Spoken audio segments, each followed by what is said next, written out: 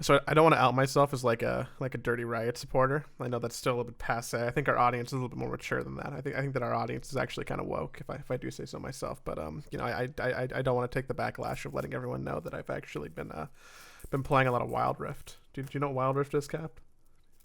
I do know what Wild Rift is, and Riot is a very woke company, so I it's don't know. I think that their CEOs aren't woke, or like they're. I think actually a lot of people at Riot aren't woke, actually, but not woke like the Side Pole podcast. it's fake woke. It's It's showing woke while farting on people. now. I can't even plow through that. I just had to stop. Um, I don't know if it would be your thing. I know that it's not really a thing for me, but I'm definitely having fun experimenting with Wild Rift, which is their mobile MOBA that like just relaunched wide, and basically they took all of League of Legends and they just shrunk it into a mobile game with like keeping almost all the functionality of normal League, like with some changes, a normal MOBA. And I think that I fucked around a little bit with like Vainglory before just to like try it out. But this is the first time that I've really seen a mobile game like this actually like perform well and feel good and be fun to play and be like enjoyable. And it really makes me realize how much I've missed the boat on like the mobile games market, right? Especially we know how much it's growing in the East with PUBG Mobile is bigger than PUBG. I think Wild Rift is gonna potentially be giant, like big. Even if it's not like esports big, I think that's just gonna be big. And like I think that it might be my favorite thing that Riot's made. That it's a very early accolade to put on that. But I was fucking around with it today. I've probably played like 10 games. Um, and I'd kind of softly recommend it to people. It's okay. I forgive you, Joey. Thank you for We forgiving me. all stray from the righteous path from time to time. No, I honestly I will check it out. I absolutely will because you're right. I think mobile games are pretty cool. Like I played a little bit of Mobile Legends recently. Honestly, the only reason Wild Rift may not be totally massive is just because Riot Games kind of shit the bed on that whole thing of developing their mobile version of League of Legends early enough. They weren't they originally doing Arena of Valor and then like they partnered with the company that was doing Arena of Valor and then decided not to, and so Arena of Valor just turned into Riot or League of Legends, but without any League of Legends lore or anything. Yeah, I think that's accurate. I don't know the full story behind the lore. I know that as a company, Riot struggled for basically ever, right, to pump out multiple games. Like the S and Riot games is always a meme.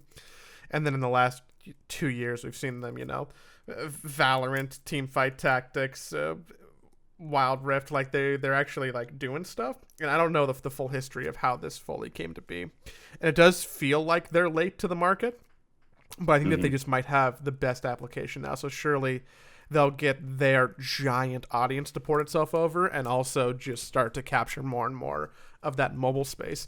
And it actually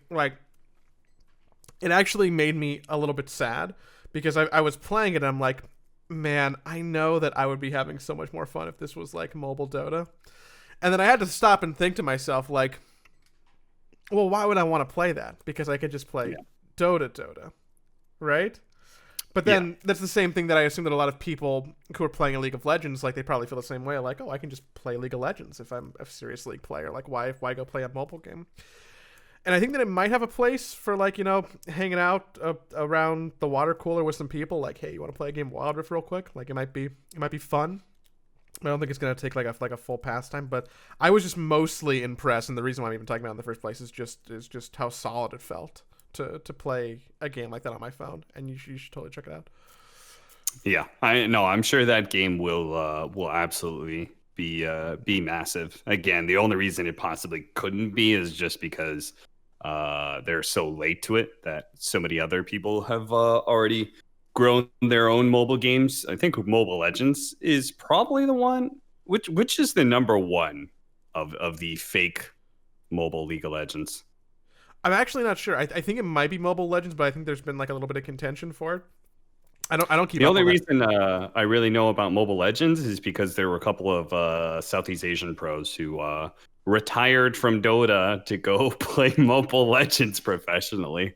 They're like, I can't get sponsored, so I'm moving over to Mobile Legends. So I just assume that's the biggest one, but I don't know for sure. I like the world where they're even bigger superstars now because they made that switch. And like No Tail should have gone to Mobile Legends a while ago, but he's like, fuck, I'm gonna keep on doing the Dota thing. Yeah, fool. He didn't see how the winds of change blow through the esports ecosystem. But yeah, I don't know about Dota Mobile. I feel like I feel like that just wouldn't work. And the reason why I don't think that would work is that I was watching a stream today. I was watching a Dota stream today. Oh, I never do that. You never I don't do watch that. any Dota streamers. Yeah. Screw them. Ugh. Dota streamers. But that is because this person was not a Dota streamer playing Dota. It was Strippin. If you know him, he's I would say a decently famous Twitch streamer, very in on the Twitch culture and stuff. Married to what's her name? Dodger, Dex Bonus. Oh, Another famous. I mean, I know about Dodger, but I don't know about Strippin. Okay, yeah, they're a married Twitch power couple. Very wholesome, all that jazz. But I was watching him play Dota because I was like, I knew who he was, and I followed the D&D campaign that he did. So I kind of knew of him. I really liked his campaign and stuff. So I was like, oh, I'll check him out. And he had played Dota a long time ago in the past. This is what I've kind of gathered. He had played Dota a long time in the past, but he has mostly played League of Legends since. And I'm fairly certain he was getting into Dota because of the Dota anime, because his name in game was Marcy, and he had a picture of Marcy. Okay, good detection skills, good deductive work. He had been playing Dota for this was his second day. He said that he played 16 games so far. So this man was actually grinding Dota games, hardcore. That's like 8 hours. That's a full-time Dota day. Yeah. And he was 1-15. Oh no! Was he playing with friends? Was he solo queuing? No, he was solo queuing for the most part. Oh, man. And I was just like, Jesus, this has got it. And I'm watching him play support too, and I'm like, oh my god, because he's talking about how he doesn't want to play carry because he thinks carry is a super boring role. He doesn't want to AFK hit creeps. He wants to do things. And Dota can be, when you don't have any knowledge, I think support is a terrible role to play, because the only way you can feel like you're playing Dota when you're on the support role is if, one, your lane goes well, and two, if you have like sort of pretty good understanding of all the enemy heroes, what you need to be afraid of, where you should play in a team fight. Like, that's the only time you get to play Dota. If you don't know those things, then you're just like dying constantly. And so I'm watching him solo queue, trying to learn Dota, playing support, going 1-15. I'm just like, why doesn't he quit? Like, honestly, why new players, like, why would you keep doing this to yourself? It's just awful. It's an anti-advertisement for the game. He's like, yeah, man, the Dota animate's got me back into Dota. Let me go load up. Oh, those are 2 days of his life he's never gonna get back. Yeah, I did offer to help him out, to coach, and we'll see if he takes me up on that at all. But because honestly, I think it would be super good if we had just more non-Dota Twitch streamers actually playing Dota. But sadly, the community is not very welcoming to new people. The game itself is not very welcoming to new people. There's some just I'm like listening to him, and he has so many complaints about Dota. And I of course like know how the game is balanced and stuff, but like I can't even contradict him when he's saying some of these things. He's like talking about how the game is like so slow to end. You know, he's like, this game's over, but it's not going to end. And, he's like, I thought this was supposed to be a comeback game, but it feels like I can't come back at all. And I'm like, I can't really argue with these things from his perspective, right? Because it's just until you get up to a certain level, it's like Dota is just a brutally punishing game.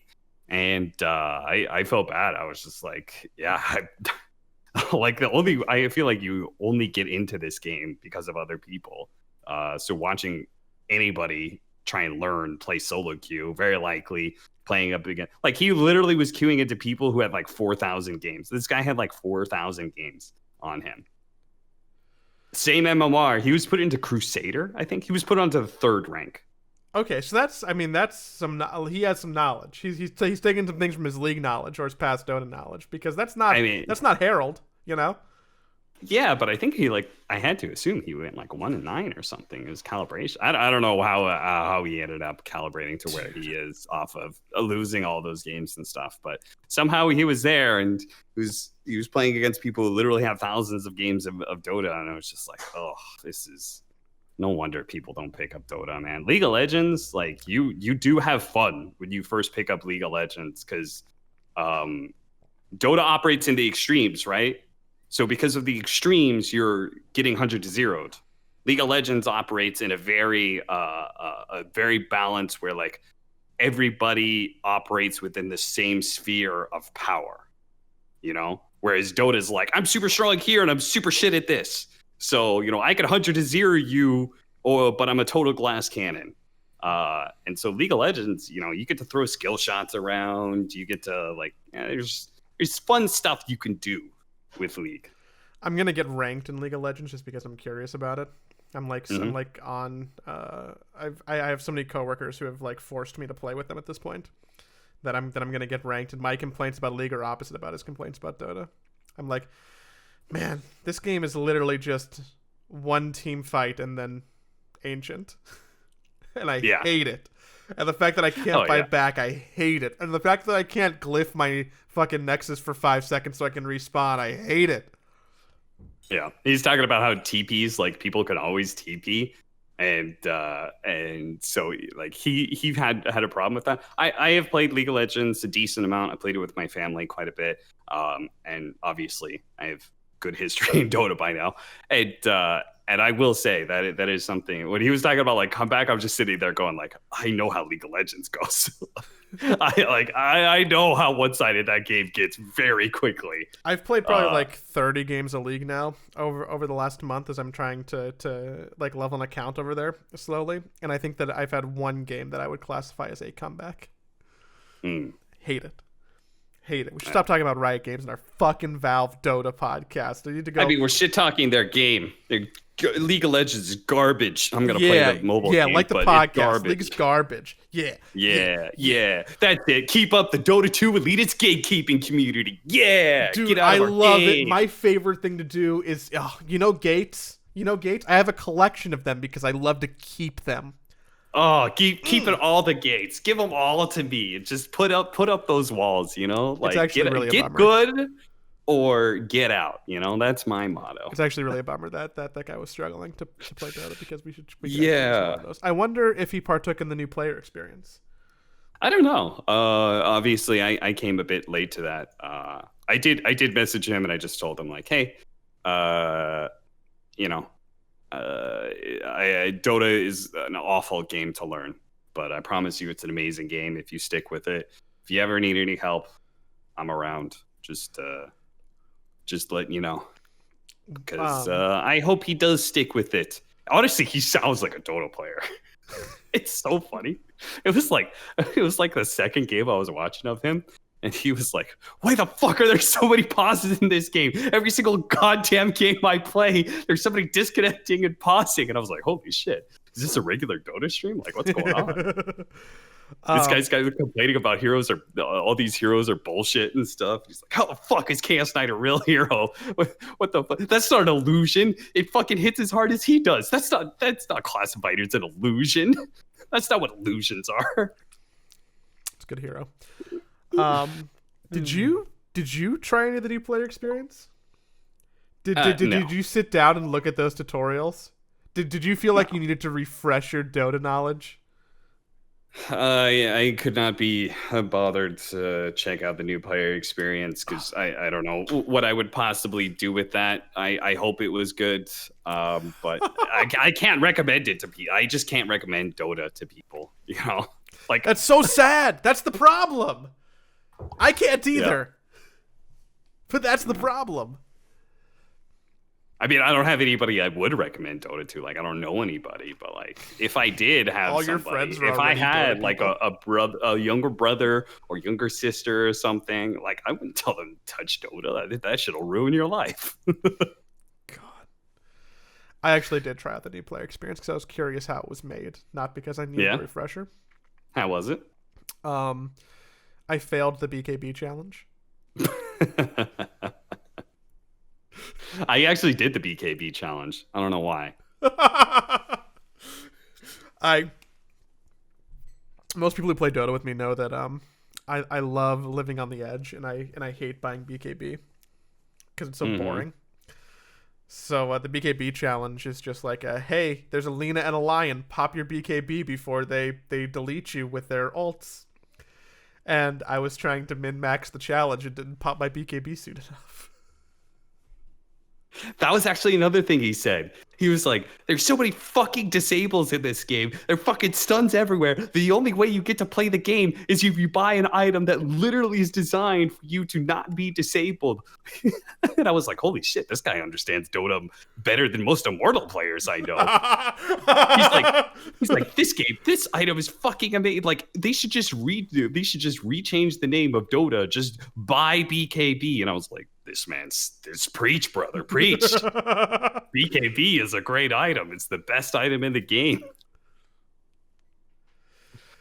Man, I wanted to try the new player experience because I'm curious about all the people, in my imaginary, all the people who I don't know if they exist or not. Flocking to Dota because of the anime. I know that we probably did like a show or a show and a half where we haven't actually talked about, the influx, the fucking trench of people who are just coming into Dota now because of the anime. Do we actually know if I think more people are actually playing Dota, but I think it's like actually just like a very small amount, but I actually haven't looked at the numbers. Because of the anime. Did you do what I did, Austin, and did you watch Dragonblood like in close to one sitting, close to release? Yes, I did. It took me 2 days. That's also what I did. I feel like I had to watch it immediately. Otherwise, I was either going to get spoiled about it, or I wasn't going to be in on all the memes, or I wasn't going to understand what people are talking about. I have never felt more obligated to watch anything. That's not, I felt the same need to watch Dragonblood as I did to like watch the finale of Breaking Bad live, or like watch the end of like Westworld, of like something that was going to be like all over the news and all over the media and all over Twitter. It's a cultural focal point. Don't want to miss it. And I watched it, and let me give you my review. Okay.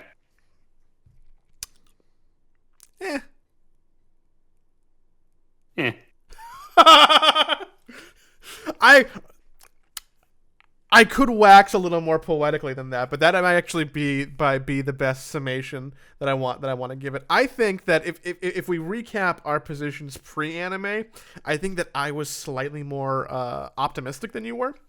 Yeah.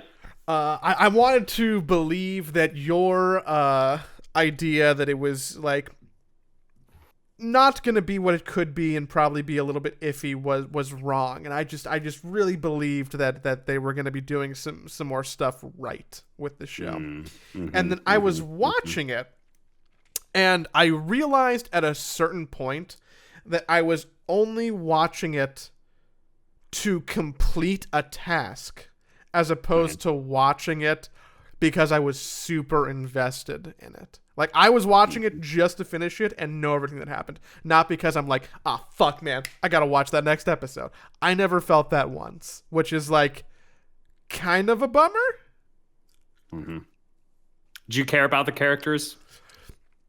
I mean, part of me, a man of culture, cared a lot. I don't know. I had a favorite character. Her name was Marcy, and I made Milady Marcy. I made a lot of fan art about her. I made a lot of I've only fapped 2 times thinking about wow, Marcy. She could rip me in half. Oh my god. No, I was interested. I didn't really care about Davion. I didn't really care about Mirana, and I feel like her backstory wasn't as fleshed out as it could be. I thought Marcy was, fun as far as character goes. It probably helps the fact that she didn't have dialogue, and I think some of the weakest parts of the entire show was actually the dialogue. So not being able to speak was probably beneficial to her, because she didn't say anything fucking stupid. I was interested in Invoker, just because I feel like the backstory lore of like Invoker being a father and in a relationship with Salamene, who that's like kind of cool high level Dota lore that I feel like I wasn't exposed to. That was like a cool driver of the show, right? He was the best part of the series for sure. Also, I'm a big Troy Baker fan. Yeah. I think that Luna might actually be the most interesting character because she's like a religious zealot / genocidal maniac, but like not. So I actually think some of the stuff was interesting around like Luna and the concept of Salamene and like the abuse of Salamene. But around every corner of the show, I just couldn't help but feel like,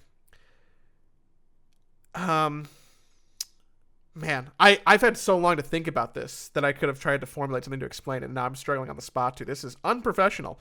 I've never felt a show be so slow yet so incredibly fast at the same time. Like generally I feel like when you look at like written television media, it's either one or the other. You either go, wow, this thing is way too fast. Like I'm not really attached to the characters. I feel like there's no character development. I feel like there's no character arcs. I don't really understand what's going on because too much information is coming at me at once, right? It's too rapid. Or the opposite of, man, this burn is too slow. I feel like nothing happens. I feel like I'm wasting my time. I feel like, yes, stuff's changing, but like it's taking a whole season to get like a single beat down, right? And the Dota anime seems to do both of those, which I'm not sure if I've ever experienced before in a show, because there is like entire episodes that like I'm sitting there scratching my head going like, am I stupid? Am I like not fully understanding like everything that's coming at me right now? Like between like the lore and the names and the actual like visual plot of the show, like am I like forgetting stuff because it's like happening so rapidly in the story? But at the same time, like, it feels like nothing really changes. Yeah, it definitely. So the anime definitely has huge pacing problems. They definitely try to squeeze too much lore and story into too small of a space. I actually feel like they needed like 3 or 4 more episodes covering the same amount of content to really, because like they've got some great voice actors in there, right? As just one example, right? They've got Yuri, they've got Troy Baker, 2 really good voice actors. I was not terribly invested into either one of those characters. I was not invested in the Davion and Mirana relationship all that much, even though I feel like there was a lot of potential to it. I actually really like the way that they closed out their relationship. of like they didn't actually make hot steamy love or anything. It was kind of like this friendship, maybe we're interested sort of thing, and we're gonna part ways. I actually thought that was kind of interesting, but I was not interested in their dynamic for most of the season because I didn't really feel like there was a whole lot of charisma, and I feel that so much of that was pacing. That things, they were not allowed time to breathe and to be able to develop a nice bit of banter, and actually get me interested in their characters outside of their quests. So that was certainly disappointing. Again, the best part was Invoker for sure. I think pacing. There's one part that like really showcases, I think, the pacing problems. There's that moment where Dragon Knight, Davion's having that like I'm getting angry moment. I might turn into a dragon or something, and he's doing the fucking like the Arthur fist meme, like that happens so often in TV shows. It shows the guy's like really lost in his head. He's getting angry. He's kind of losing himself. He's squeezing his fist. And they do a zoom in on his fist. Like, look, this guy's really angry. He's about to lose it. And then all of a sudden, I don't know if it was Marcy or if it was Marana, like touch him or something. And it does the classic, like, oh, huh. That whole thing happens in the space of like 2 seconds. Where normally that scene that you've seen over and over and over again in TV shows, anime, et cetera, happens over the course of like 10. I didn't feel like a build. I wasn't like, is this guy actually going to punch that guy or something? It just went like, I'm getting angry. Oh, I'm awake. I'm good. Thank goodness Marana's here. She kind of shook me out of my thing. Like that thing, there was no tension built up because it was just squeezed into such a small little thing. And that for me says everything about the pacing of the show. I think that was like a nice little picture of like the entire problem of the series.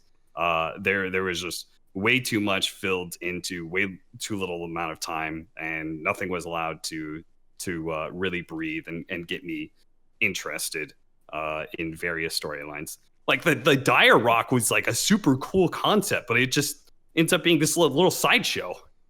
She goes to the cave. That's arguably confusing.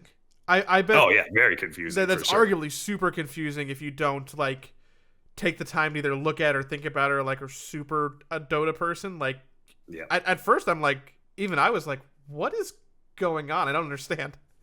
I think, I think my problem with the Dota show too is that I am already so invested in television or good television that it's hard for me to take like all of my biases and learnings and the stuff that I like from like regular non-Dota anime TV shows, dramas, comedies, and then not just enjoy the Dota thing for being a Dota thing. Like, I feel like I have to look at it through the lens like I'm a fucking New York Times television writer, and I want to like pick something apart and like, see like, well, how does this hold up to The Sopranos?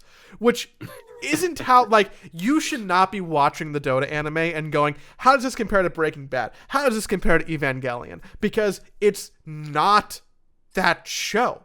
It's not Avatar. It's not, The Wire. Like, it's not far. It's not anything that you would think of as like, wow, this should win an Emmy. Right? Mm-hmm. But because that's normally the stuff that I watch, I feel like I'm being extra harsh to it because I am thinking about it like, oh, wow, like, I feel like if I compare this to Avatar, it has a bunch of problems, which isn't necessarily fair, I don't think. Yeah. But I also think that I'm insufferable because I can't just enjoy it for what it is. Yeah, and what it is like a fun Dota thing. And rates everything, so yeah. Yeah.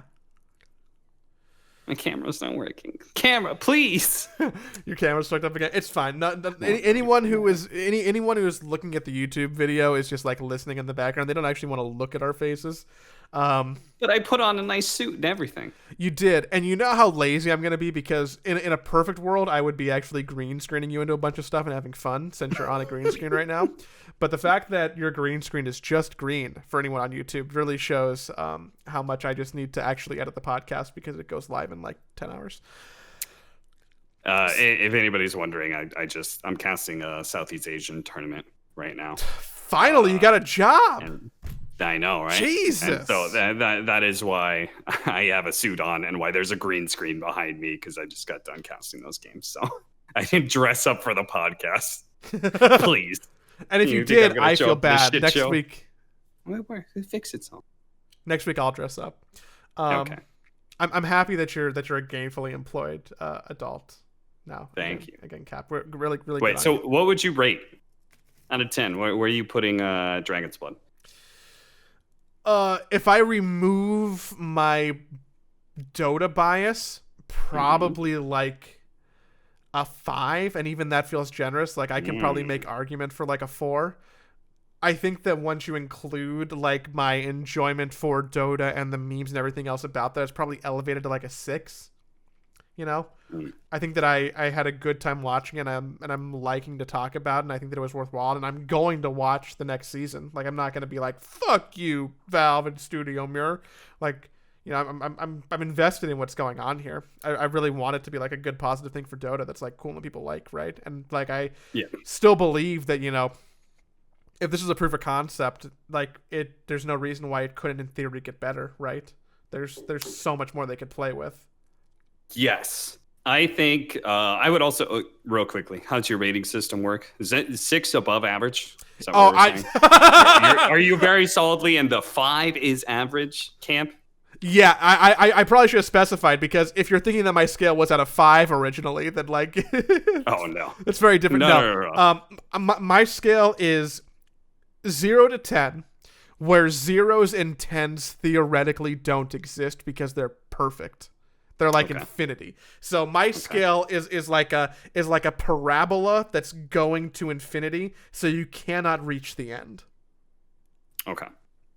So, but 5 is average. A You're 5 is fucking people. right in the middle. Yeah, a 5 is something that 7 is not. 7 is average. You're not one of those, right? No, a 5 is average and a 5 is okay. But I think the reason why, and this is a sidebar, forgive me, we're so used to the American grading system where like a 5 is like dog shit because anything under like a 70 is like bad or failing.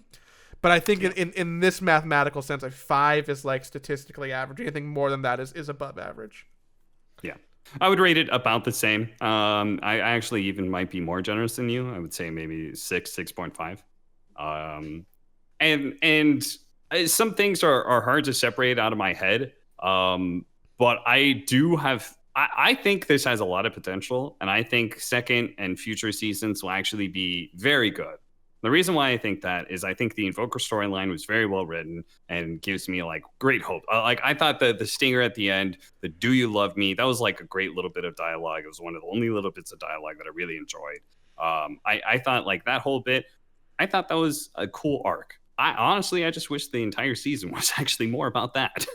Yeah. and less about everybody else. Like I don't give a fuck about Fimmerin. I don't care about their like their elf orgy that they got going on. You know, but like is Finran gonna be the new Dota hero?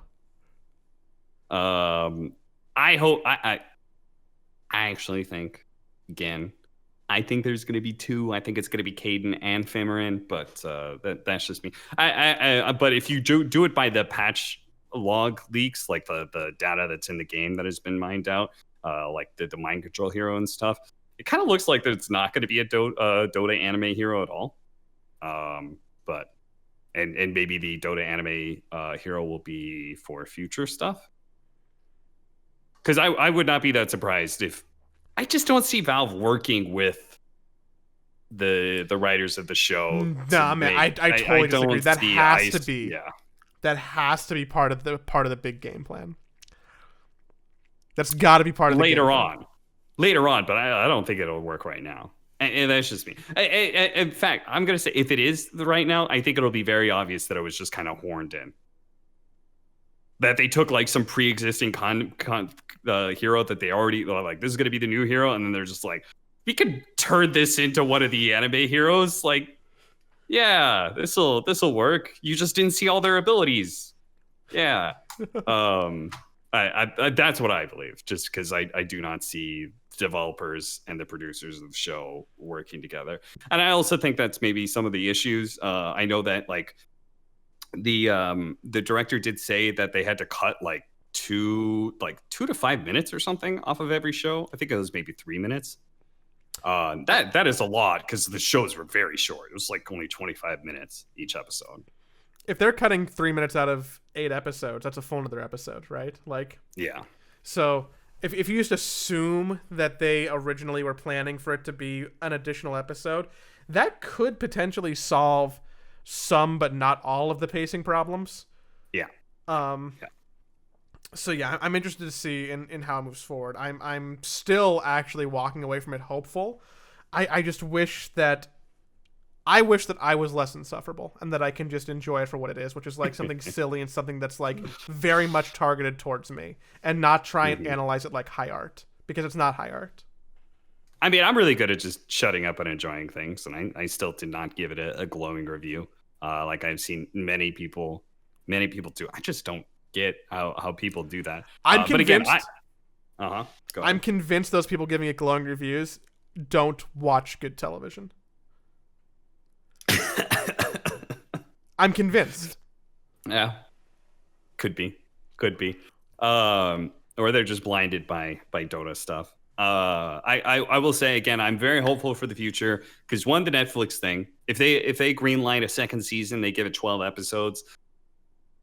I think the first season had real potential.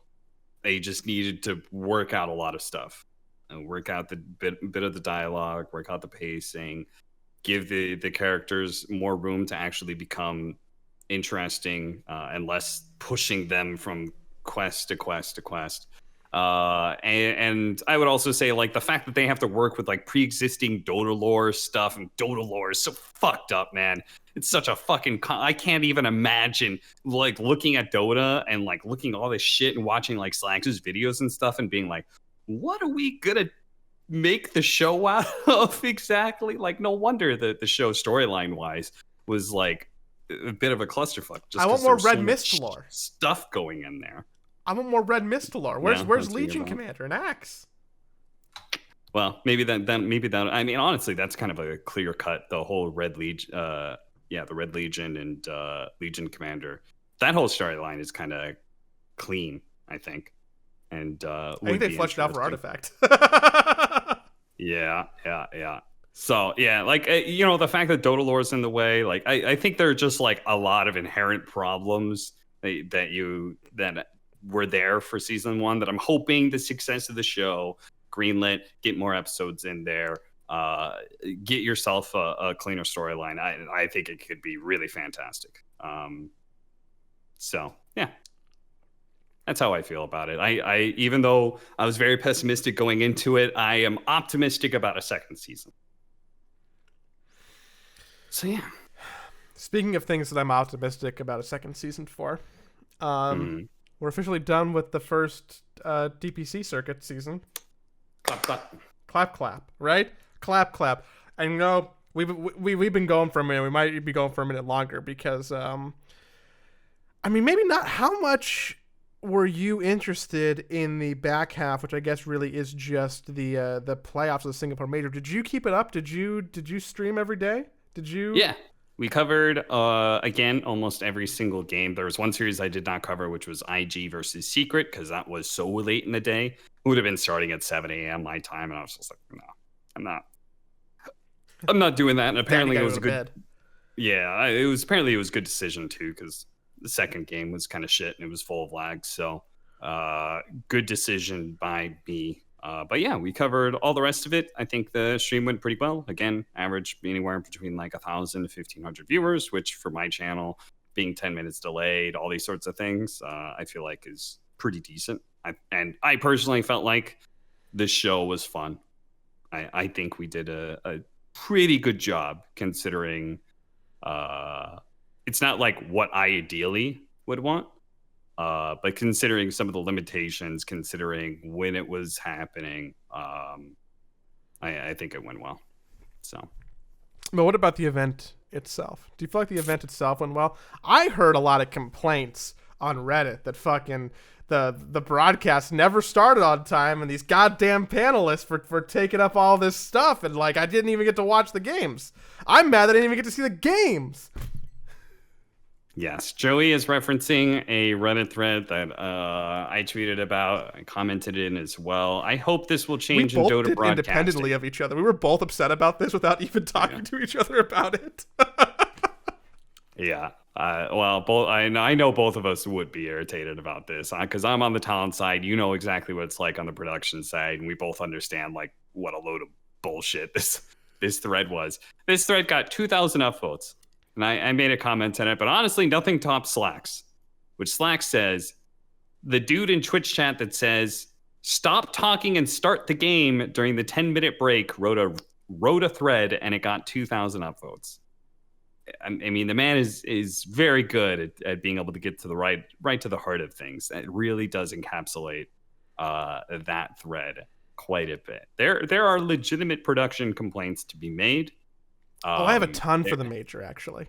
Yeah, like Joey will line it up for you. You can make Reddit threads about each and every one of his points.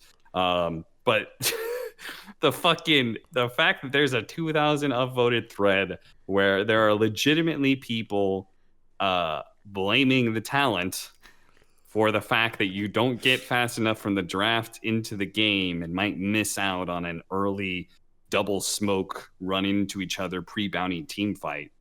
Or you miss out on some of the chat at the very start of the game and you're blaming talent for that. Oh my God, that is one of the stupidest things I've ever seen on fucking our Dota 2. Guys, we're literally over a decade into our esport. How the fuck do people not understand like just the basics of fucking production? And you know what? Like the thing about this, I was talking to Lyrical about this. I totally understand. Like I know the production side because I'm talent, so I know some of those things. I totally understand misperceptions that people can have. What I don't get is like just the fucking people who, when you are ignorant on a subject, and you know you have to be at least a little ignorant on the subject if you've never worked a day in your life in production or talent work, and you don't know what happens behind the scenes, you've never seen that. Like you have to know you're a little bit ignorant. How you could just assume the worst out of people. That's what this is. That's what truly bothers me about a lot of this stuff is whenever I see these kind of things, I totally get not knowing it. I don't blame you at all for not knowing what goes on behind the scenes.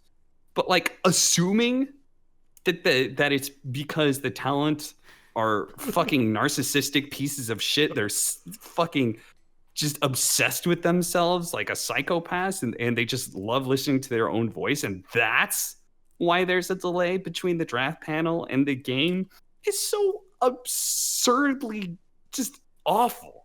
Like I legitimately assume you're a terrible person if you jump to that kind of conclusion. Like what kind of personality are you? You must be a terrible person to be around. You know, like you fucking some guy accidentally bumps into you on a busy street. Do you like immediately assume that guy is like did that on purpose? That he like fucking threw his whole body into or tried to throw his whole body into you and fucking tried to tackle you, but only clipped you? Is like is that what you assume? Do you just automatically assume the absolute worst in everybody that you see? Because that's what I get out of this. Dude, I like even can empathize with the people who are like, man, I really want to see as soon as they load into the game so that maybe they're going to say GLHF to each other. Like, okay, whatever. You're like way more of a Dota nerd than I am, and maybe there's value in that. Like, okay, cool. Like, I get that might be something someone wants. The idea that you're not seeing in the game because, like, you need to listen to Tsunami have another Tinder ad read. And he's stopping you from watching Thunder Predator because, you know, for any reason. Is like, oh, you just don't understand how anything works. You just don't get it. And maybe we shouldn't assume that people know how broadcasting works. Because why should people? They're there to watch Dota and have fun. Mm-hmm. I saw that thread. I was just so upset today. I'm like, these people are so ignorant. This is I've never seen an example of more ignorance. I follow like general esports, and this is legitimately one of the dumbest fucking esport fan takes I've ever seen. I follow a bunch of other esports scenes. I check out our global offensive all the time. because I watch CS:GO casually. Like, this is one of the dumbest. Like, I just cringed in embarrassment when I saw that. I was like, oh god, that's just like the one of the top comments is, to me it feels like they give themselves too much attention. Like, yeah, I mean, that is a legitimate complaint you could lobby about people who work in talent industries, for sure. No doubt. A lot of them like the attention. Yeah, that's probably not a lot of esports people though, because generally I think esports people, and especially people who like come from the professional side, are all introverts. But yeah, that's why I think Dota talent are super sick. Is because they're like very, very few of them are like really fucking enjoy the spotlight. Very, very few of them. And I think a lot of them are just, introverted people who found a job that they like and kept doing it. And, how many Dota talent do you see trying to work outside of Dota? Hardly none. Those people aren't like gravitating towards top of the ladder in talent industries. You don't just stay in Dota if you want to be top of like, you want to be the next like Shroud or the next Puckett or whatever. Like, you want to be one of those really big names in like general gaming and esports. You don't stick in Dota this entire time. But yeah, like, but again, like I just cannot get into that mindset of like just being totally ignorant and assuming the worst in people. Because that's just so opposite to how I live my life. Like I just always assume, like, first and foremost, that things are not ill-intentioned, because I feel like they very often aren't. And if they're ill-intentioned, there's probably a reason for it. There's probably that person has had like a really shit life, or has had shit things happen to them today. Like, there's a lot of things that go on there. What I've really sidetracked us. This is my fault. Did you have a good time actually watching the playoffs? I should probably admit very, very publicly and apologize that I was wrong about Thunder Predator getting knocked out immediately. Shame. I was you, wrong Joey. about that, and I'm a big enough man to admit it. I still think that they're pretty trash, but like, I am wrong, and it's okay. What did I say? I said they are playing just good, strong, fundamental Dota. That is reliable. Granted, they absolutely, like, this may not be a trend that they continue. This may be the highest placing that they get in futures majors and stuff. My enjoyment of the major was, it was okay, but I thought there was a lot of boring games in it. And more than anything, I actually thought teams were just playing bad. There were very few teams that I thought were super sick. I thought Neon and Thunder Predator were super sick, but that's also like colored by the fact that they have low expectations. Mm-hmm. I thought EG and LGD were actually super sick, and I was hoping they were going to meet in the finals again, because I thought their upper bracket game was so good. That was some sick Dota, but I thought a lot of people were just playing bad. And I am convinced it's just because we have had a very long break from the DPC to the major. The teams were not able to get like very long amounts of scrims, like day wise. They only show up and are able to play scrims for like a day or two before they actually play their officials. And in general, we just don't play very many officials. You go in the DPC, you play what, seven official matches, 7 best of 3s. You play all that out, that's 21 games. You play the wild card in the group stage, you very likely have played more games than the entirety of the DPC. Yep, that happened for all 3 wildcard teams. LGD, Vici, and Liquid all played more games in the span of 3 or 4 days than they did in the span of 3 months. Yeah, so I think between COVID, the break between the DPC and this major, and the fact that the DPC is just lacking in games, means that I think people were just weak. I think teams were weak across the board. They were just a lot weaker than they normally are in majors. So I think that might be a detriment to you, who could really, like, at some of the highest level, look at Dota and properly analyze it and like see who is playing well and who is making mistakes. I would argue that from a slightly more casual Dota viewpoint, that a lot of games were unpredictable and a little more wild, which can be more conducive to excitement. If you're not focusing on the fact that, like, oh wow, they really misplayed that, because sometimes there is enjoyment out of, oh, they really misplayed that. And I think that one of the reasons why I was actually excited in the major, even though I was also recognizing that a lot of teams just didn't feel right. Like, I don't buy for a second that, like, you know, that's not Secret's final form. That's not LGD's final form. I'm convinced that Vici is a lot better than they were showing.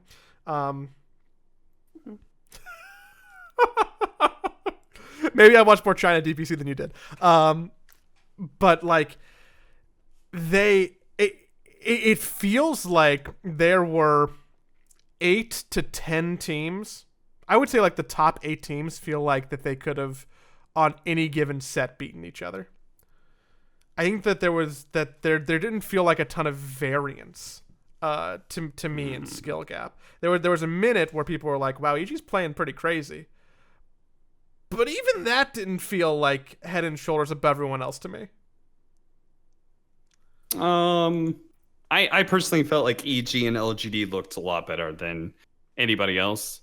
That is my take. Like, halfway through the tournament or halfway through the playoffs, is that I just felt like those two teams looked a lot better, and I thought they were going to be our grand finals.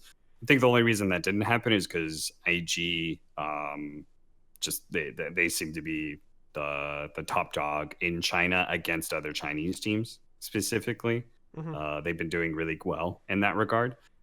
So I feel like LGD just kind of like suffered because they had to play against IG towards the end. And the only reason the finals was good was because, as you said, yes, no doubt that like clean games are never exciting games, I would say, for the most part. The absolute best games in Dota's history are always throws back and forth.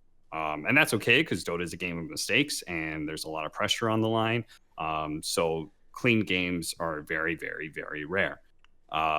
The only reason that finals is exciting is because EG lost control in that game 3 and they fucking spiraled downward like crazy, and IG kind of figured something out. But you know, that if that had been a 3-0, that would have been one of the most boring finals of the entire major. Yeah, up until 30 minutes in game 3, it looked like EG wasn't going to drop a map for the whole event. Right? Yeah.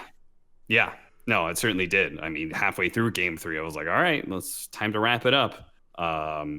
So yeah, the games some games were like messy and stuff, and that did make some exciting games, but I felt like more often they were messy and still one-sided. But again, differences in experiences, because you did follow Team Liquid for most of it, so.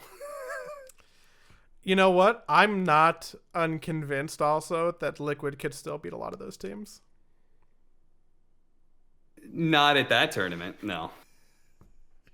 I was convinced that Liquid was not going to make a deep run. The only reason I possibly held out is that I'd felt that way before, and you know, they always manage to turn things around. The Liquid fucking clutch where they just fucking bottom out of a group stage and barely clinch it and do well, you know, like that has happened so many times. That was the only reason I was willing to give them any kind of because I felt like they were just totally figured out. A lot of their games are really sloppy. Yeah, a lot of the back half of their games are really sloppy. Yeah, their play style, you have to play, I think, very, very clean. Thunder Predators play style, meanwhile, is like very reliable, I think. Neon was actually a better example of Liquid style, I would say. EG also. I think EG and Neon actually showed a more successful version of Liquid. Where, you know, you're not necessarily drafting a true one position. Your heroes are generally feel like they have a clock on them, and your team doesn't want to play a game that's longer than 35 minutes. You need to have a lot of map movement. And it did oftentimes feel like I would watch the OB games and I'd be like, this looks like a Liquid draft.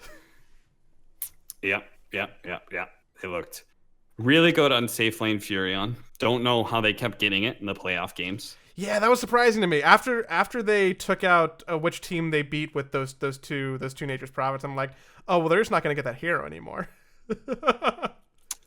Yeah, I mean, I don't know. When I look at a team and I see they have 100% win rate, and all those games are in like must-win games. They did it against Liquid at the group stage, must win. They did it in the playoff match, must win for elimination. They did it in the next series, must win. Like, I feel like that's a pretty obvious trend. They're really good with this hero. Don't underestimate it. It's clearly what's is actually getting them deep in the tournament. Just ban it, please. But yeah, overall it was an okay tournament. I did not think it was that great. Again, if it was a 3-0 EG, it would have been the whole cap on that tournament would have been super boring. But Emo dropped the question mark, and all of a sudden the whole tournament became super hype, just from that one moment.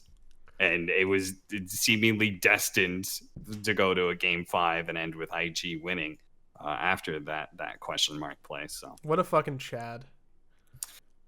What a Chad. What a Chad. Now it's a meme running around the world. The very first game in Southeast Asia that I casted for this tournament, question mark was dropped very early on.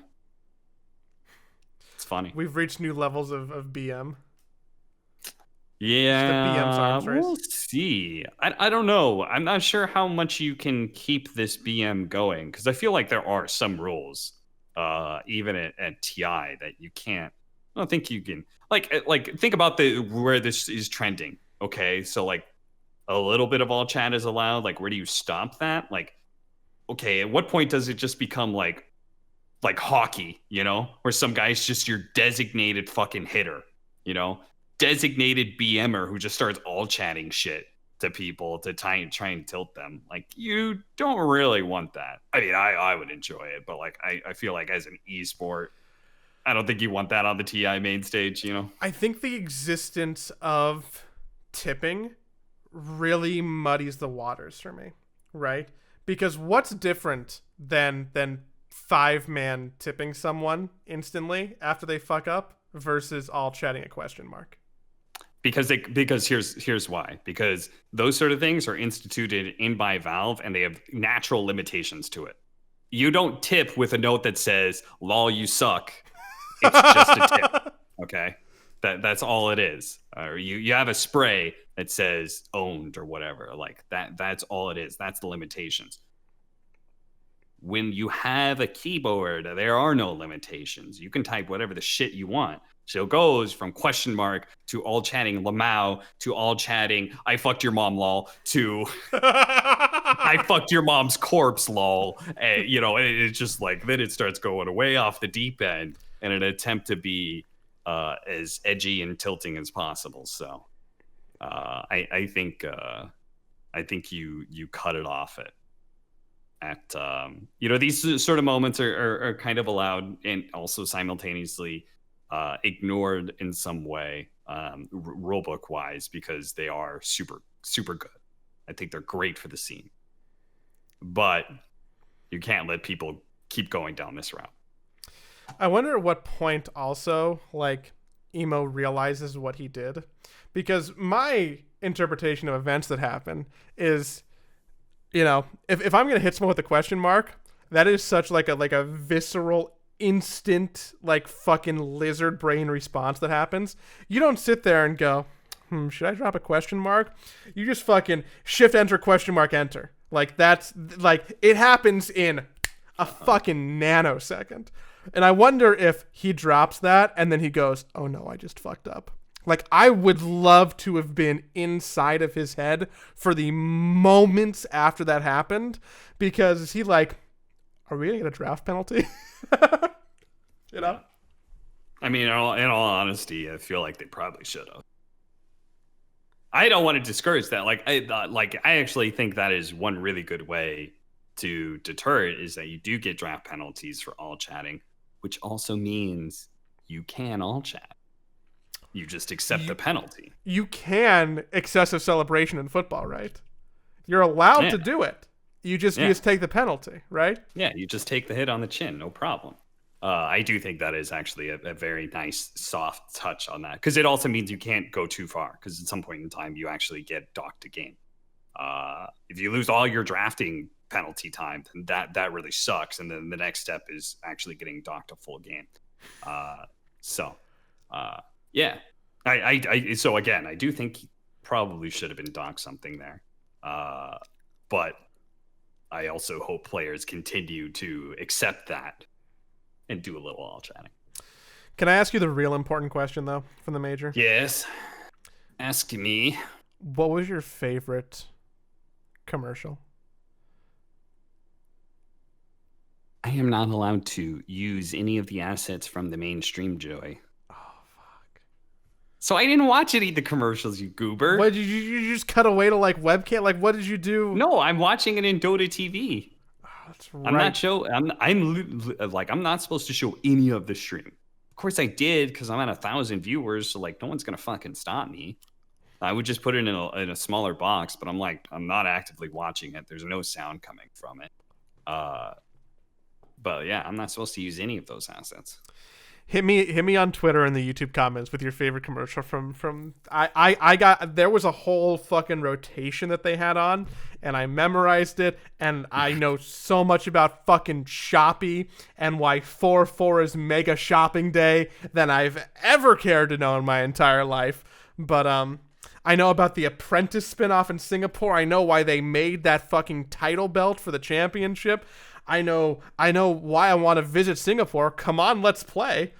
Ain't nothing gonna hold us down.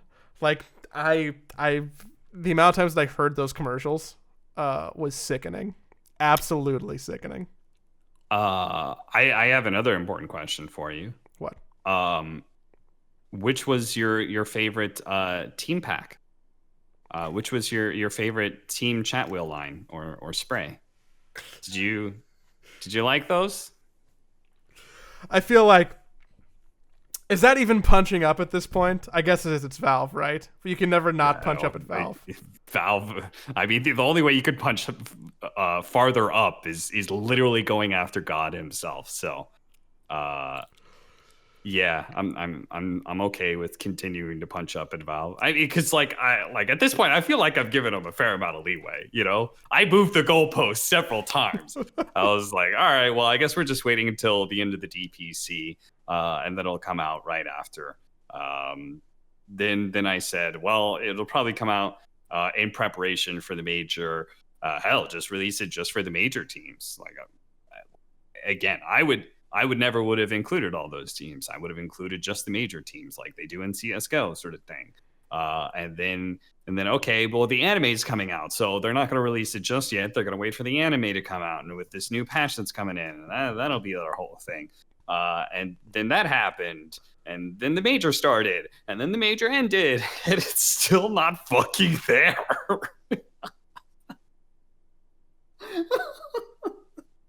It's just absurd at this point. It's so fucking amazingly Valve time. Like, we should edit the Valve time wiki page to include the fan bundle. Oh, absolutely. The fucking fan bundle is the best example of Valve time, because the thing is that there's like there's just like a hard like timer, I feel like, for the fan bundle. You kind of needed to get out by the end of the season or for the major or something, and it's just not. And so you literally have people who I kind of doubt people spend a whole lot of money or really put that much effort into creating stuff if they are in lower division and in danger of being eliminated. But like, it is pretty funny that somebody could have done that and just aren't there and just will never see their fan pack. If I had to bet, if I was a betting man. Yeah. And you know what? I might even be a betting man. I've been to Dota2lounge.com once or twice in my day, you know? Never heard of it. Never heard of it? No. Well, in theory, I would be willing to wager that we're not going to even see them released for the beginning of the DPC season 2. That was my next moving of the goalpost. I was going to say, well, that it has to be for the start of the second season. They'll just include the teams that are in the second season. Because my understanding, as someone with, let's just go ahead and call it inside information, because I'm super cool, is that Team Liquid still hasn't been able to submit their updated fan pack. So I don't think if we've submitted it that anyone else has. I have all the assets. They're on a folder on my desktop. I know everything that's getting into the fan pack. I am excited for what is getting into the fan pack. Let's just preemptively move the goalpost. It has to happen by the end of the second season. I'll just move that goalpost now. No, you should kick the goalpost even farther down. It's got to be it has to happen for TI, right? There's no fucking way you don't do it for TI. Just do it for the TI teams. Doesn't season 2 start like? Yeah, I fly out very soon. When did? Oh, that's right. You have to. It starts out in like a week. Shit, you have to get back to Sweden, right? Yes, sir. Damn. I don't believe the second major has been decided just yet either. So here's my hot take about the second major. Yeah. I hope they give it to a different TO. I think you almost have to. Just because the not anything like against PGL, and again I didn't watch the product, but just because there's not enough spots, you know. Like, you kind of have to give it to a different tournament organizer when there's only 2 majors. I feel like you can't give a monopoly like that to one TO, you know? Oh, because PGL's also going to do TI. They always do, right? Yeah. So I just wasn't impressed with their product. I just thoroughly wasn't impressed with the product. Yeah, I mean, all I saw was the panel most of the time. That wasn't amazing. Obviously, there was a severe lack of talent. And the talent that was there just fucking talked my ear off. All I wanted to do was watch the games. Dude, right? They wouldn't just let the game start. Like, what's wrong with them? God. Have a little fucking courtesy. Jesus Christ. Not everyone wants to hear you blabber on and on. I don't know, man. Imagine calling yourself talent anyway. Like, fuck. Why would you refer to yourself as talent? God, yeah, you know what? That's even bad. Imagine thinking of yourself as an influencer.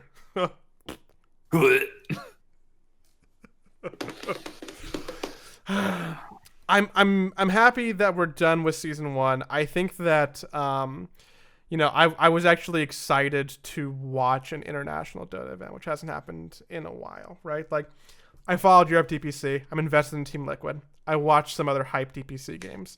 The major really got me back into like, dude, this is why I like Dota, even though it's like, not the toppest Dota. It's not TI, but like it gave me a good reminder of like, fuck, man, this stuff is so good. That's exciting, and I'm excited for the next DPC round. I'm excited to really see what happens once the TI picture starts to shake out. I do think that I have the very biased view of someone who was most affected by this, in that, dude, flying out to Singapore and playing 27, 28, 29 games in 4 days to walk away with literally nothing is such a bummer. I hate the fact that Alliance has more DPC points than Team Liquid does right now. A lot. I really dislike that. Again, a lot of bias behind there. But everyone's talking about if Valve's going to change the system.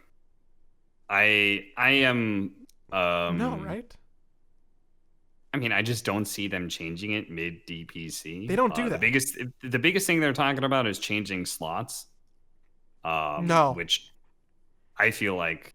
I mean, I was in a group of a bunch of NA talent and players and stuff, and so I had to argue with every single one of them that this one major is not a reason to be able to give to trade slots. I'm totally open, of course, to adding in more slots.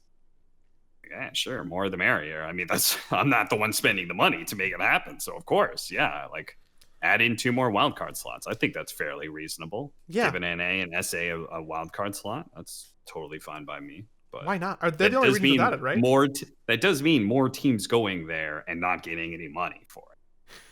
So They're the only regions without a wildcard spot, right? Like, what's the harm in adding a wildcard spot to those 2 regions? yeah, make it an even 20 teams. Also, Change the format as well.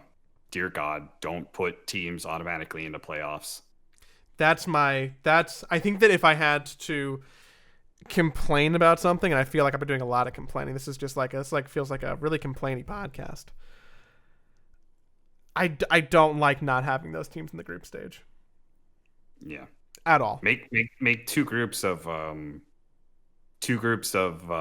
or 2 groups of 9, depending how many teams you want out of the group stage, or wild card rather. If you want 4 or you want 2, and just make 2 groups. And then you could actually have somewhat similar timelines, because you could have 2 groups playing. Yeah, I don't know, this whole, again, another reason why I thought like Virtus Pro just bombed the fuck out. That's, I think, largely due to the fact that they didn't play a group stage. I mean, that's what I predicted at the start, so I'm sticking with that same story. There were going to be playoff teams that were going to bomb the fuck out because they didn't play any officials, and that kind of momentum is super important. I didn't quite nail it on the fact that the wildcard teams were actually going to own, but LGD did get 3rd, and VG Gaming did all right, so I feel like I'm not totally Yeah, I mean, they eliminate each other too, right? Or no? Yeah. Yes? No. Yes. I don't remember. I don't remember who beat VG. Hold up, I'm pulling it up right now. Honestly, I was VG lost to IG in the upper bracket, and then they beat Liquid, and then they beat. VG Gaming lost to Neon. Did they lose to Neon? Yeah. Yeah. But yes, VG Gaming did get knocked down by IG initially, who went on to win the tournament. So, but yeah, I mean, LGD beat Secret. They took a game off of VG, then they ran into IG. Sucks to be them. But I feel like mostly my storyline played out to be pretty true. True Oracle. True tournament Oracle. Yeah. Also, you remember I was talking about that hype reel? There's no way I could have gotten it done in time, especially with all the other stuff that I was doing at the time. So I'm going to try and get Valve to take me up on this. I've never approached Valve with a product. Never approached them as like, hey, I would like to do something. But like, nobody really does that outside of Slack. So I'm going to make a run at it. You should wear that suit. See what they say. Yeah, you think so? Just get the top button going, then you'll be fine. Mm. Oh, you mean like less? No, I don't think it's a sexy thing. Although, well, there's a little bit of chest hair there. I don't think it's a sexy thing. Man. I think it's a, maybe it is actually a sexy thing. That's doing something. Hey, Gabe. Yeah. If anybody knows Eric Johnson, the way to his heart is through taking off the top button. Man, well, shit. Are you gonna be in Sweden the next time we talk? Yes. Well then. Yes, I will be.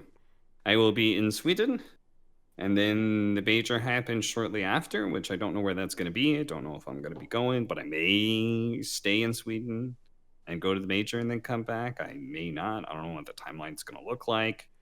Then I hear there's going to be another event after the major at some point in time. Ooh, I haven't heard about that. That feels like a little leaky boy.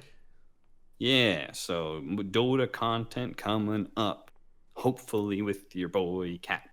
Is there a world where you're globetrotting through TI at this point? No. There's no way I would do that. There's no way I would go into TI that way. There's no way I would leave Ellie alone for that long. There's no way that for my own sanity I would do that. Longest run I've ever done was like 8 weeks, I think, in a row. And that was the old LAN schedule, I was traveling from place to place to place every week, which is way more exhausting than 6 weeks in one place like I am in Sweden. So Do you know if the EU DPC schedule is kind of the same situation as season one? Am I gonna get to watch all my games in the morning and be happy because they go really as late? far as I'm aware, I haven't heard anything changing. I saw the schedule, my talent rotation schedule. So that is the first sign that Valve isn't changing anything about the season. So they're not adding in more games or anything like that. I think it's kind of fair, to be honest. It's like you created this idea and this product. You should probably see it out and see what it looks like. Because you had one season, it was super COVID stuff. So, It's too small a sample size, which is also why I Yeah. don't think they're gonna change a bunch of stuff for the next major. Yes, I would agree. Most I could hope for is them adding wildcard slots, but I think anything outside of that, anything like them taking slots away from Europe, is just flat out insane. There's no way that's Anybody gonna who really happen. believes that, anybody who really believes they should do that as like a vendetta, they have an agenda for sure. The thing that you were saying earlier, it's like, I think you have to look at this event like an outlier, not the rule, or not the new normal. Speaking of rules, hot little bit of drama coming out of NA right now. There is a little bit of spicy lower division NA Dota drama. Now, this comes out of a person that I don't particularly like, but I have seen, but I have no reason to doubt what they're saying, and I have seen somebody else say something about that, and that was Little Nick, and I quite like Little Nick. Quote, Alien Mana Banana. Apparently, Sabo, I always call him Sabo, but apparently he's Sabo. That's what I've heard other people say. Sabo got paid from War to kick me and other War players, thus kicking me out of the DPC Division 2. I got totally fucked and did get a chance to play open qualifiers because I knew I was already playing. This is really scummy, really sucks for me. And then Lil Nick tweeted out something about one thing about the DPC for these lower division teams in NA is that I don't think one player should have all the ownership of team and therefore to be able to have the slot no matter if the other players get kicked by the one person. We talked about this before. I said it is the person who owns the slot. They have all the power. That was, I believe, their way to be able to give team owners some power, that they actually own the slot. But for any unsponsored teams, that just means one of the dudes, one of the players has all the power and can potentially kick everybody. And obviously something like them getting paid to do so is very scummy. I think it's one thing to like kick everybody and everybody else and like get an entirely new team. I think it's actually something else to actually get paid to do so. So Valve has a tendency with their policies. Who is getting the new players, the players who were not in the DPC lower division, and paid to be on a DPC lower division team. Well, that's just capitalism, baby. Come on, what is that? What's more fucking American than that right there? They bought their way in. We're finally real sports now. Yeah, we'll see about that. The reason I feel like that is particularly scummy is because you could potentially pay one person $1,000, let's say, to change their teams, and you're not even necessarily losing that money because as long as you don't get bottom two, you're going to make more than that out of the lower division, I believe. I actually don't know what the bottom half of lower division pays out, but yeah, that is I think scummy. Let me check it real quick. You make 7,000 for 6, so you wouldn't make that money back, as I said, or no, you wouldn't make that money back. Yeah. So I wonder what's it's like, basically paying for a chance to make a lot more money. What's the solution here? Well, Because are there any rules that are being broken necessarily? no, but Valve has a tendency to leave rules more open. You can see this throughout the history of all of their stuff is they want to remain relatively hands off. They will give you guidelines and say like, hey, just be smart about this. Here's the guidelines. But if people get stupid about it, they step in and will be like, okay, I guess we're going to have to create a more accurate rule set. It's like when mom has to come into the room to like break up the fight. Yeah, exactly. So, and then she makes you share your toys or whatever. So Valve has had a history of doing this, whether it's with Dota TV broadcasting, whether it's with competitive rulings. Like, for example, they have rulings where any sort of stand-in will net you DPC penalty points. But they've also had medical exemptions in the past, such as Era, very famous example where that team like basically kicked him and he still wanted to play for the team. He qualified for TI, but there was like this weird stuff that was going on there, and Valve basically made them play with him. And there was also medical exemption for, I believe, Bait. Now they have indeed given a medical exemption to Neon, and I'm presuming every team that provides documentation of a positive COVID result will very likely not get a DPC penalty. And that's just Valve stepping in, right? It goes against the rule set, but steps in and they're saying like, well, this just makes sense.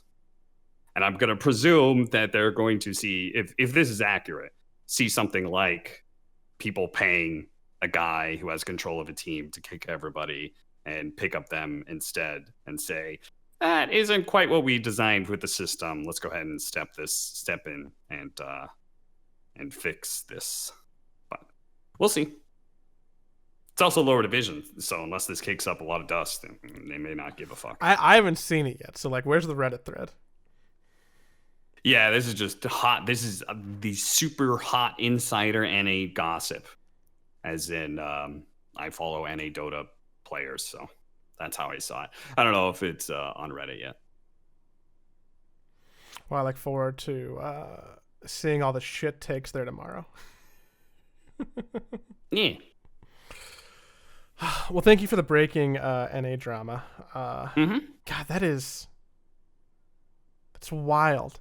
I wonder if Valve will just give the spot back to those other 4 people who were kicked, and then the person who kicked them gets fucked, and then that group of 4 has to find a replacement for that 5th guy. That feels like the Occam's razor solution.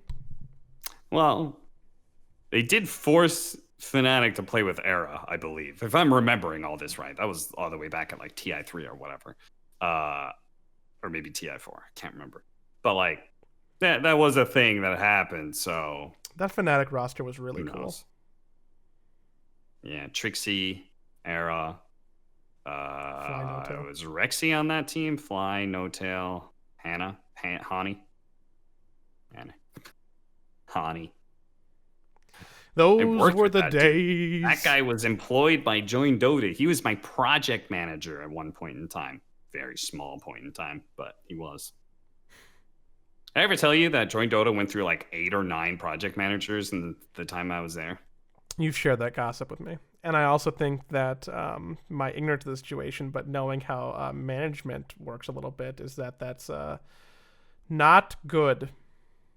No. No. Join Dota was in a perpetual rut.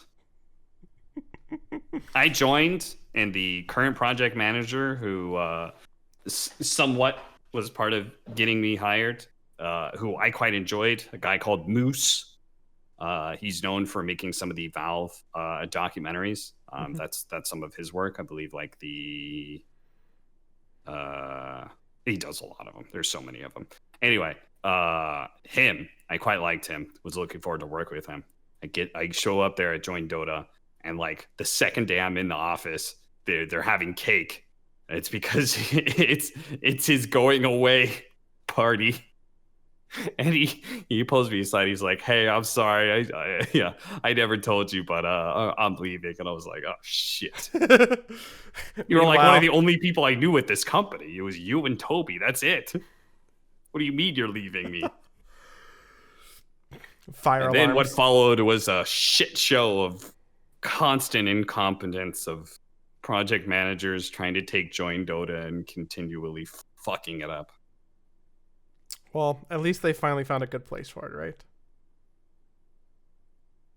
I don't know. That thing still pumps out news articles, and I'm shocked every single time. I'm just like, really? People still visit that site? It looks good. The site looks good. It's just, really? I'm just surprised. Man. Well, I'm going to take this puppy home because it is late and I got to do some audio editing. Okay. And you got to take that green screen down and take that blazer off. No, it's staying up. I'm lazy. Green screen stays up. Clothes come off. Clothes come off. Okay, let me refresh. You got to take those clothes off. You got to get in that shower. You got to turn that hot water on. Not all the way, but most of the way. Steam it up a little bit. Maybe pee. Not in the shower because you're not a heathen, but yeah, no, nobody does that. That's weird. Yeah, that's weird. Who would ever do that? Not me. I would never. Yeah, not a single time do that. That's kind of that's gross. That's like not water. It's like human water. It's like yellow water. Yeah, that's weird. Yeah, no shower peeing here. Sidepole podcast. Poop pants. Okay. Shower pee. No. Okay. We have standards. My friend, have a nice, safe plane trip back over to Sweden. All of the LAX luck in the world to you, and I will talk to you soon. Yeah, I mean, I may not be in Sweden the next time. We just got to roll the dice, see if I get in. That's right. Oh, is Fogg and Brian trying to go out again? Yeah. That's exciting. I'm bringing my vaccination card with me. All right, that might just sway the guy. You know, he's like, I shouldn't let you in, and I just slide over. What do you think about this, though? Hey, everybody. I am vaccinated. Yeah. I got it right here, baby. If you don't show your card to at least one person, did you ever get vaccinated for real? Good point. You didn't. You didn't get vaccinated. Everybody, go get your COVID vaccine if you can. Go wish Cap a safe trip, and go listen and follow and subscribe to the podcast, however you listen to it, because we're here for you. Not for us, but for you. Because we're selfless and sexy and so